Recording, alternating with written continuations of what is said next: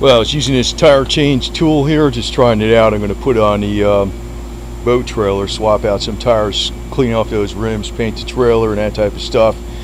And these are some good tires that are 15-inch rims, and they'll go on there. This tire change tool works very well on standard steel rims. On these aluminum rims, I'm having a lot of hard time breaking the bead on it. And I think it's just this one tire, because it probably sits on there just a little tighter than, even though it's 14-inch and 14-inch rims. I think the branded tire probably is just sitting in there a little tighter. But this thing does work. I got this $72 delivered, and it breaks the bead. So there it goes. Bead's broken. So the entire bead is all broken around both sides of the tire. Works fine. Works fine on these steel rims.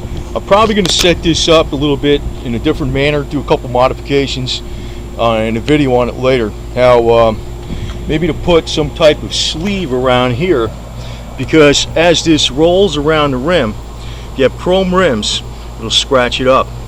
But if you have a sleeve that turns, and say there's grease underneath the sleeve, and you're turning, say, an aluminum sleeve that goes over this, you'll never scratch up the rims.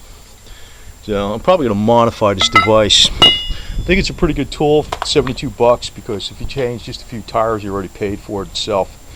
I think these type of things are actually good to do in today's day and age. It's like you're going to have to be like a semi-farmer to survive the upcoming crap that's going to be happening in the economy.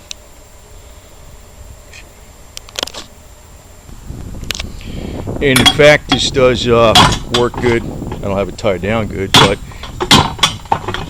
does come off very easily. The only thing I have is one bolt holding in one piece of wood, a couple other pieces of wood laying underneath it, but it does work very well. So the tire's coming off the rim very easily. This rim I'm probably gonna have to do something special with, and I'll think of something. I get a feeling it's just this particular tire, because I took off rims off of tires, these rims. I did these rims specifically using a jack and a big piece of wood. Didn't use this device, and I still this one, I don't know, it's on there really solid. I don't know what the deal is. It's probably a little bit different dimensions. And this is a very, very simple tire changer. It works great on steel rims. So I don't even have this thing bolted down. So that was the end of that.